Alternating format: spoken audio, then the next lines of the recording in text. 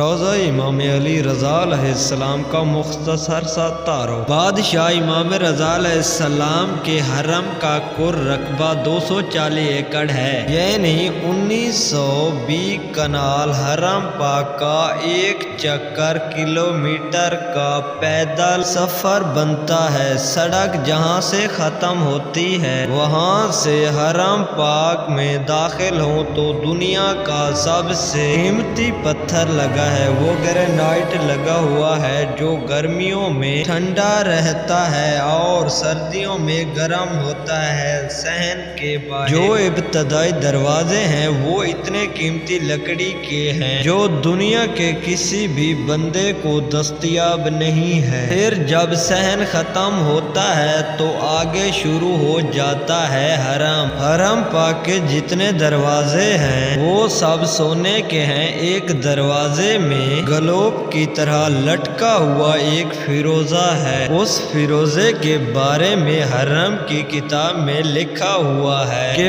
پورا ایران برباد ہو جائے اس پتھر کی قیمت سے دوبارہ آباد ہو سکتا ہے۔ بادشاہ رضا علیہ السلام کے مہمانوں کے لیے جو سبیلیں ہیں وہ سونے کی ہیں اور جو پینے والے برتن چاندی کے ہیں۔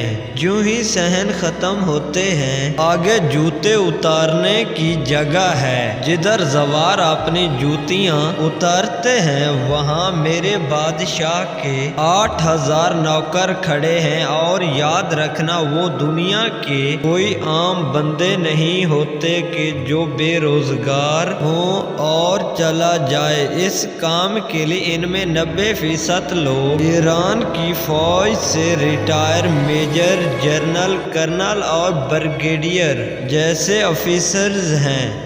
وہ ریٹائرمنٹ لے کر درخواست دیتے ہیں کہ ہمیں پنشن نہ دیں۔ بادشاہ رضا علیہ السلام کے زواروں کی جوتیاں اٹھانے کی نوکری دی جائے۔ دنیا کا کوئی 7 سٹار ہوٹل اتنا خوبصورت نہیں جتنا رضا بادشاہ کا لنگر خانہ خوبصورت ہے۔ جہاں تک میں نے ایک عالم دین سے سنا تھا کہ وہاں پر زوار کی عرش کے فرشتے مہمان نوازی کرتے ہیں۔ یہ جتنی بھی چیزیں ہیں سونا چاندی اینٹیں پتھر ان سب کی فیکٹریاں امام رضا علیہ السلام کی اپنی ہیں۔ کچھ صحن ایسے ہیں جن کا رقبہ بہت وسیع و عریض ہے، ان کو صحن برزخ کہتے ہیں۔ اصحان میں جو برزخ ضعیف یا معذور زوار مہمان آتے ہیں اس لیے کہ میرا زوار چل نہیں سکتا، ان کے لیے صحن میں امام رضا علیہ السلام کی گاڑیاں کھڑی ہوتی ہیں، اسے سواری پر لے کر آؤ۔ 3 منزلوں پر محیط ہے۔